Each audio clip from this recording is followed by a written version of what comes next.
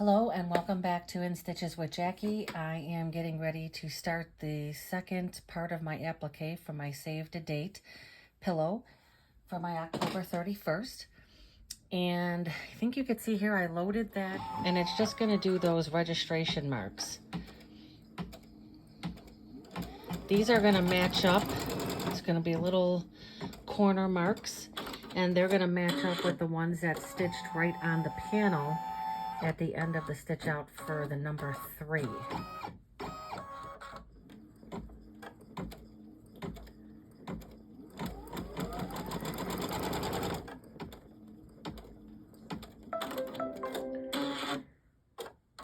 Okay, that is all for that, and I'm going to join me back at the table where we are going to match up our panel.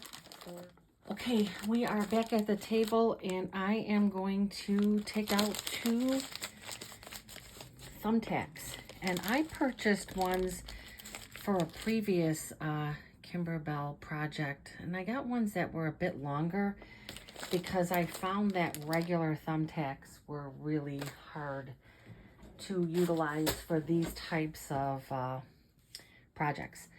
So what it says to do, let me take this down some, is you're going to turn the hoop around to the back, and I'm going to put these, being very careful not to shift this. Again, being very careful not to shift this. I'm going to put that through there, and I am going to check my placement, and I am right through at the corner.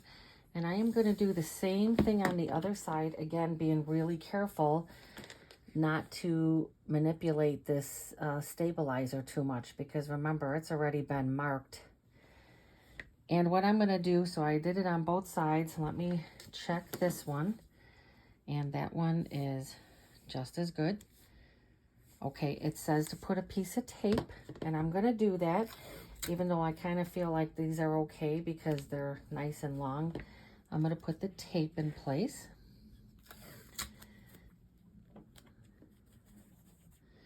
All right, and I'm going to turn this around. Both of my thumbtacks are sticking out. Those are pretty long. Now, I had these markings on here from my stitch out. And so what it wants you to do is take and put this thumbtack right through that section. I think sometimes it's a little, try to get this the best I can. Let's see. That looks like that's going to come up a little bit. So let me move this over more. It might take a couple tries to get that through there. And it looks like it's coming up a little. It does take a couple of little manipulations here. And I think that, oh, Jesus, that doesn't even want to pop through there. Here we go. Oh, right. Whew. All right, got it. It's right where it needs to be. Again, I really feel like having these longer thumbtacks really does the job. I'm trying to think of what project I was doing that called for the thumbtacks, and I gave up. I was like, I can't do this. They kept popping through the other side. This one, again, just taking my time, trying to line that up the best I can. I think that's good. Let me get it.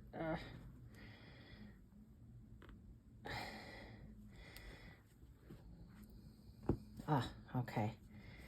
Ooh, that was quite a bit. Okay. Sorry, that took a bit. You can see that's I'm pretty close there. I'm a little outside of the line, but I'm not gonna fret that because it took a lot to pop it through there.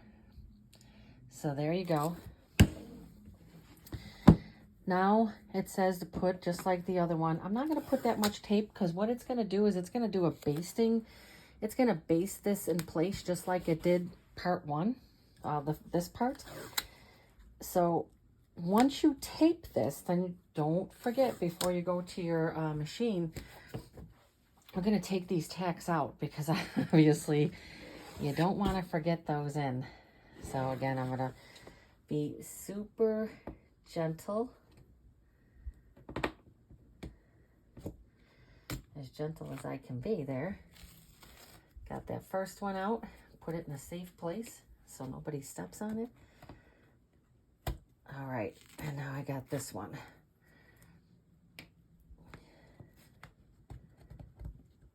Just taking this piece of tape off of here.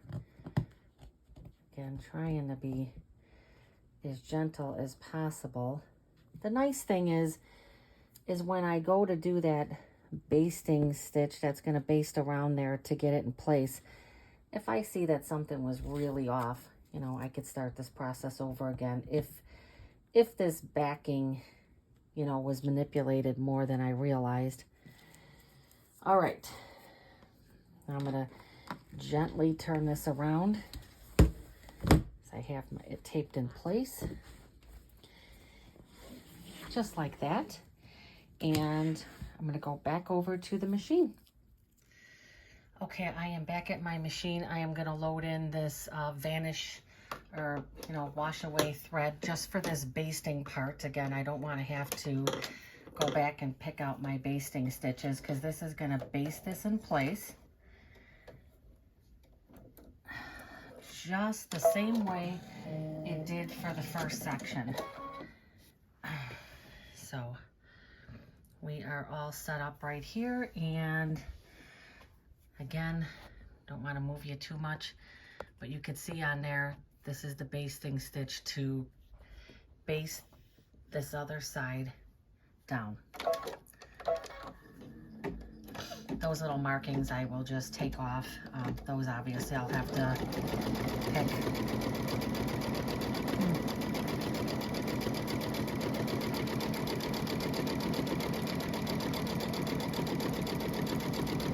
I don't know, this basting stitch seems like it's a little below the other one, but nothing crazy. Check thread, upper thread. Oh, yeah.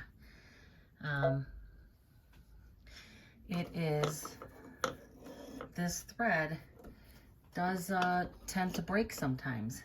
And I think it was pretty much at the end, but we'll double check it. Oh, take this through here. But I think that it was, I think it was pretty much gonna end anyway. One more stitch, it's gonna end. So I didn't even have to redo that. Okay, now I am gonna put my black back in. I'm gonna put my black back in so that we can do the placement line for my letter 1. Now let me do that. I wanted to point out too, I got like a little, my thread when it threaded, it kind of wrapped around like a little loop. Whenever that happens, make sure you undo that because I have had things knot up pretty bad. All right, so I'm gonna see how I did with the placement. I think I might be a little, you know what? I hope I'm good with this. It looks like it's maybe a tad off from the previous line here, but we're gonna go for it. We're gonna go for it, because why not? I plan on making quite a few of these, so if this was a little off, no, it looks good. It looks good. Whew, I thought that line was gonna stitch way longer.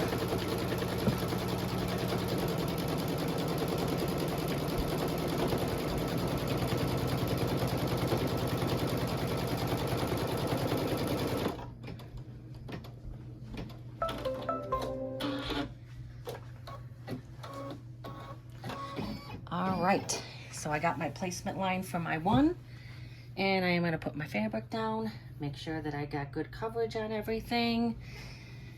I think I do. I made this a little bigger. This pillow is so much fun. Let me make sure I got plenty there. And I got plenty on this side too. Oh, why it has you cut things so big sometimes. All right, I'm gonna go for our placement line. I hope I am good on the top. Let me make sure. Yeah, I'm good. So this project has really been a lot of fun. Again, I'm planning on making more, and I am going to customize the last name. So for my daughter, for my son, I'm gonna do the name there. How nice would that be? I mean, it's just personalized, right? That's the nice thing. The other nice thing about having an embroidery machine, we can personalize anything we want to. I hope, looks like the first video people were liking, so if you are back to watch part 2, thank you so much for coming back and finding this video interesting enough to watch, and hope that it either motivates you to do this project, or it helps if you were considering it like me and just didn't take the plunge to do it.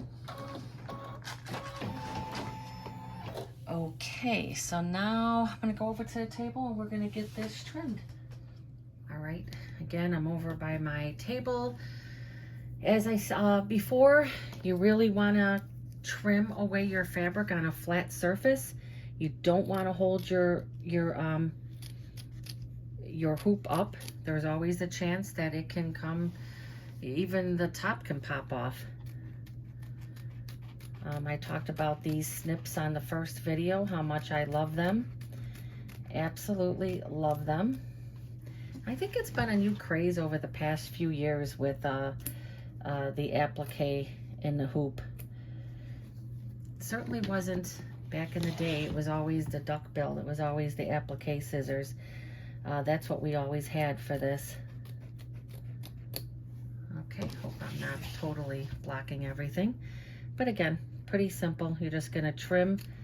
I always say pull on this fabric just a little bit, but I'm also resting my hand down so that I'm not pulling the stabilizer out. So I do have my hand rested, but still putting a little bit of pressure on this so I can get as close to that line as possible. Today is Friday, so this video might not be posted on, tonight. But very happy to be doing this. Just had a rough day with work, and this always makes you feel better, being able to jump into your crafts. So there you go. Got that all trimmed up. Looks great. And we're gonna head back over to the machine. Okay, back over to the machine, and it looks like the little moon is going to stitch. So I changed my color to yellow and gonna stitch out the placement line. I was gonna do the black, but I ended up finding a nice yellow. Little story behind that is, I was looking through my massive amounts of stash, and I was like, I can't find any yellow.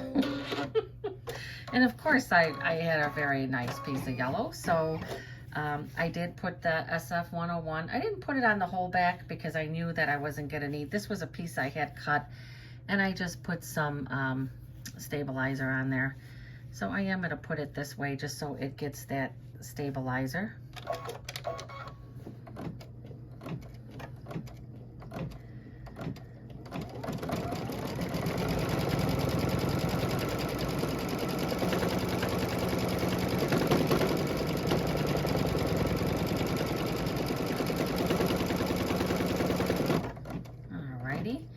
And I should be able to, shouldn't have to take this one to the table. Let me see.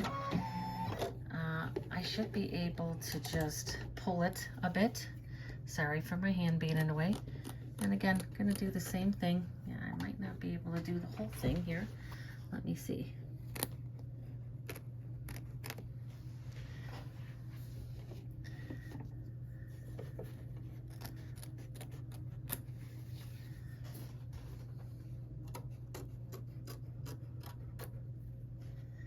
I think that's pretty good. I'm just gonna go, again, that's what I love about these snips. You still have to be careful.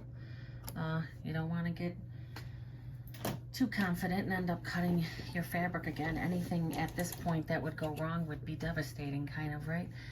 All right, check I am gonna keep the same color in there, this nice yellow. So I'm gonna go with that, get that stitched. I'll keep this on. This will be a short stitch out for the moon.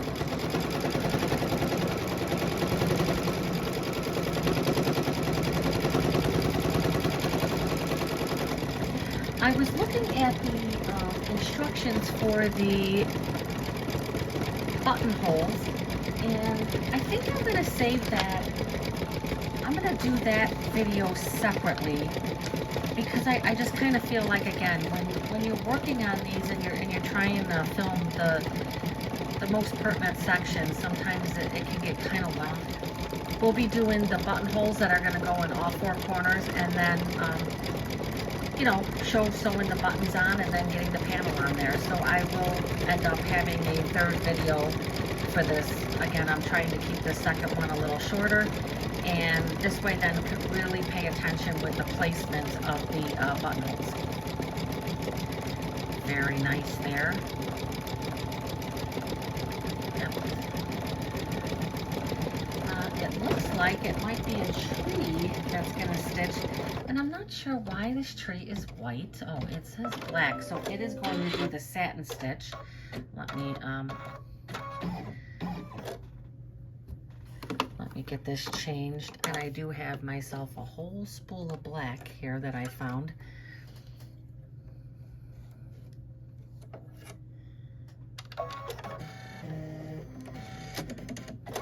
See, my machine keeps doing that, where it's leaving that little thing, and it doesn't look like it's a big deal, but it is when it decides to get wrapped up on something. Okay, I'm going to start this.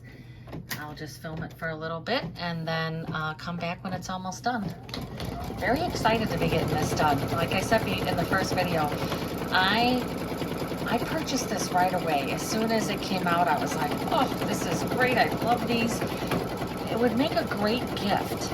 Again, you can do Christmas and Halloween and the,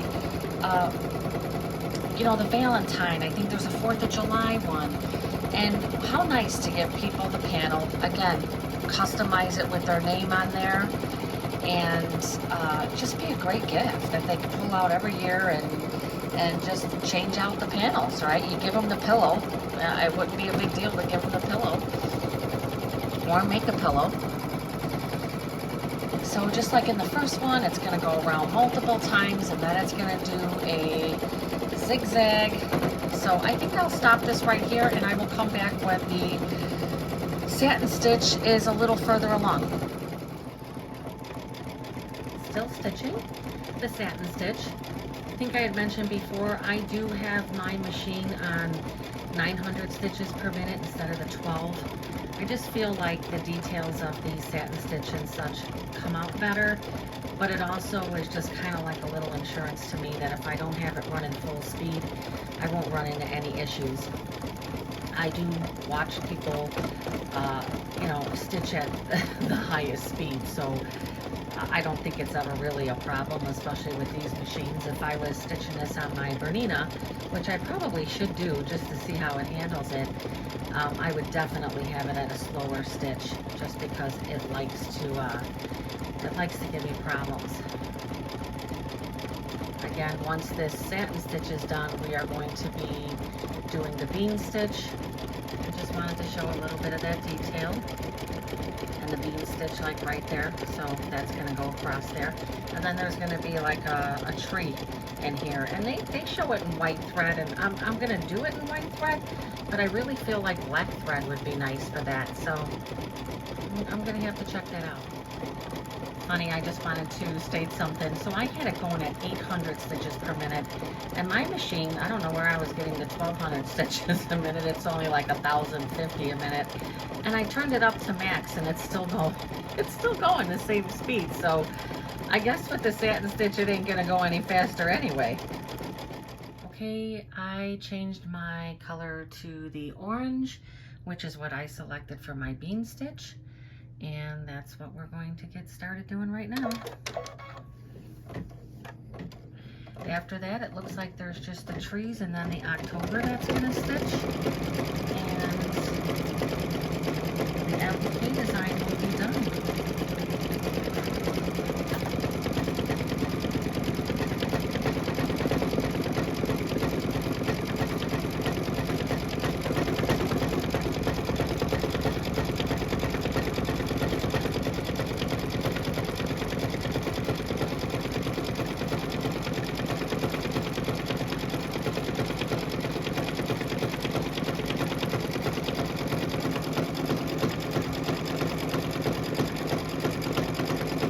Beautiful vein stitch. It's become very popular to do. I think it's kind of like a double, yeah, it looks like it's like a double straight stitch that they call a vein stitch.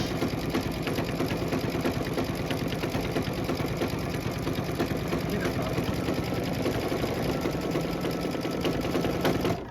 Okay, I think the next color is going to be white, and it's going to be the tree.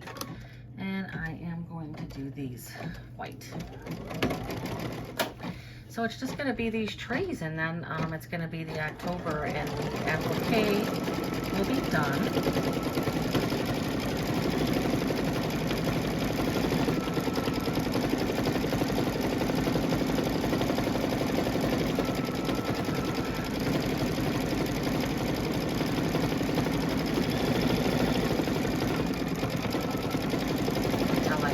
Faster speed. Now these type of things are usually what I slow my machine down for, but I want to see. I want to see, make sure I don't have any problems.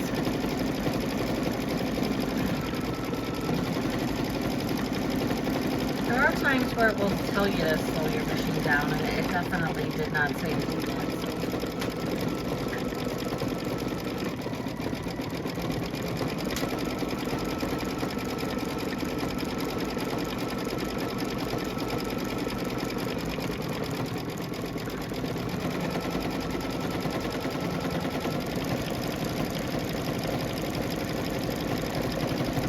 Alright, I will come back when this tree is a little closer to being done.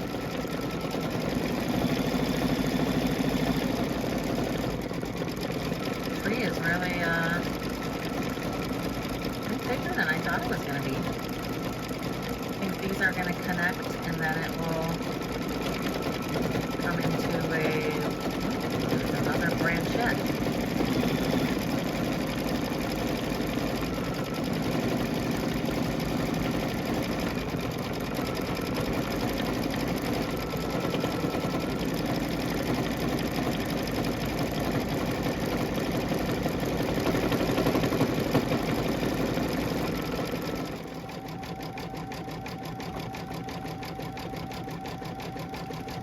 Branch up.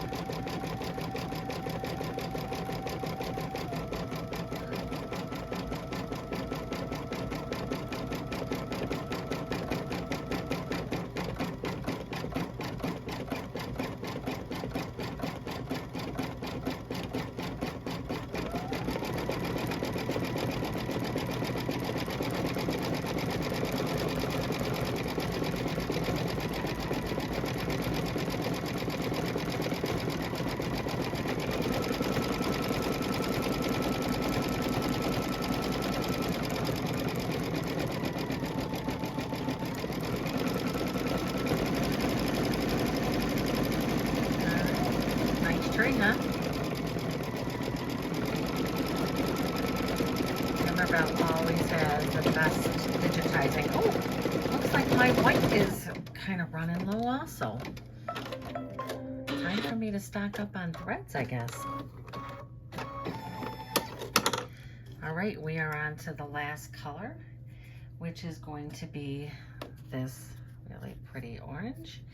And it's going to stitch the October, and this applique design will be done, and then we have to square this panel up, and I have to cut the back part that's going to go onto the back of that, and I am going to back mine with SF101 just so that it has more stability. I think I right on there that you don't have to, but I'm definitely going to do that. Otherwise, I'd have a super thin piece of fabric that doesn't match the density of this. It's already not going to. It doesn't have to, but I'm definitely going to put some SF101 on that back part. All right, this is going to start the stitching for the October, and that will be the last thread color and the last, oops, sorry, the last stitch out here.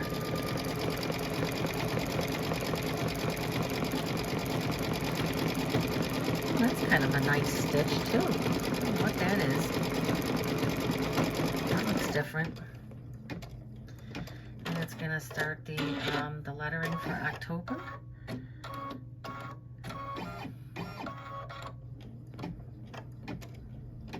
It's always amazing to me, like I said, that this would be such a nice gift. And most people that you would give this to would have no idea how long it takes to not only get all your fabric prepared, do the actual background quilting, and that was 2 steps, then do the applique, then I have to square it up, then put the backing, then do the buttonholes. It's really a lot that goes into it. I do believe when you look at it, it does look like quality. It definitely is nicer than something you would purchase in a store.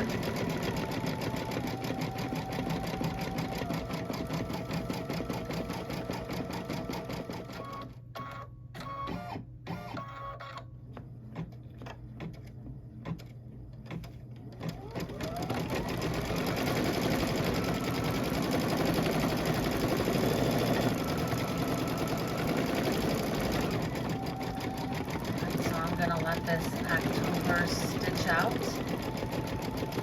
and nothing special about this. This is just letters. It looks like there's about 5 more minutes to this.